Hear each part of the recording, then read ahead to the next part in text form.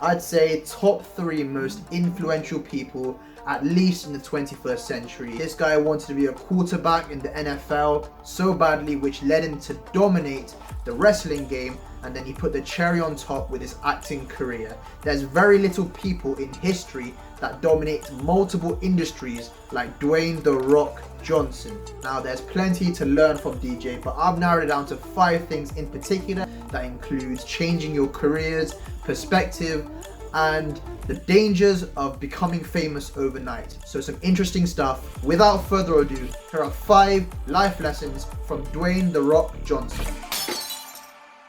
The beautiful thing about The Rock's career is whoever you aspire to be in the future when you're younger, it may not turn out to be in reality, but that's not a curse, that's a blessing, as we can see here. I played for University of Miami, played for great teams.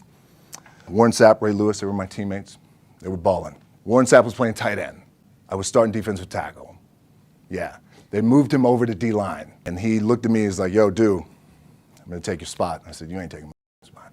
He said, I'm gonna take your spot. We battled, and he took my spot. Now you can imagine how that f***ed with me, because there goes my opportunity. DJ wanted to be a footballer so badly and play for the NFL when he was 20 years old. I'm 20 right now, and if you ask me, I'd like to be some sort of entrepreneur in the future, hopefully. I can work hard as I can, but maybe luck might not be my side and I don't get there. That doesn't mean I'm gonna have an unhappy life. Look what happened to Rock, okay? Failed the NFL, but it went pretty well afterwards, right? So let God mold out a road for you. The beauty of this thing, you can't, it's class clown. I was a class clown. I would throw my voice, hey, he did the thing, and then he get into Dwayne Johnson, to be honest, he's not a great actor. Like in this video, you can see it's kind of free flowing. It's a one take.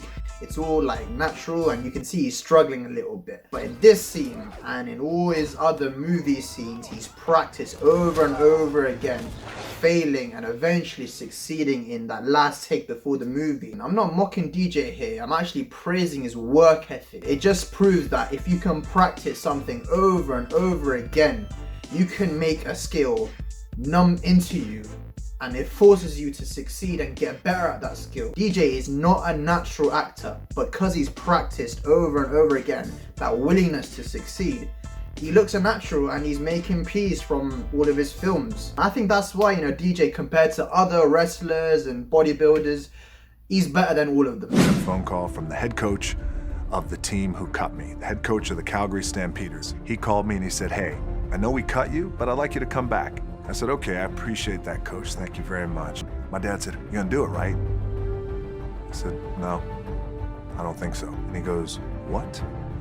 I said, my gut tells me I'm done. I see a question all the time. Do you go for your heart or your head when you make big decisions? Make no mistake, us young people, we're gonna have to make these pressurizing decisions when we get older. In DJ's case, it was a matter of going for his heart, in which he goes for wrestling, or his head and give football one more chance. Uncertainty is the worst possible option here. You do not want to go through age 60 and 70 and have gone for the safe option in life, not knowing how far you could have taken that company when you were 30, not knowing how that relationship went if you just kept on going during the hard times.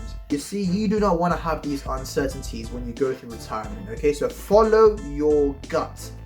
Sucks in food, but also makes decisions for you. We always talk about hunger and how you always want to outwork your competition regardless of how successful you may be lucky enough to be. It's one thing to be hungry, it's another thing when you're starving for greatness and starving for success. Regardless of the success that I've been a lucky son of a bitch to achieve, I operate every day as if I'm starving. Have you ever had a moment of success where you've won something and you're then celebrating it with your family, your friends, and you maybe have had a party or something like that? When the hype is all done, you wake up one morning and you're like, I'm not feeling it anymore. I've already won. What is the point of getting up again? That's the worst thing you can ever possibly do. It actually relates to Mike Tyson's quote, where when you've won everything, it's hard to wake up with sheets of cash left, right, and center. That was your highest of the high. You're never gonna get any better than that. Okay, not building onto that momentum. That was your viral moment.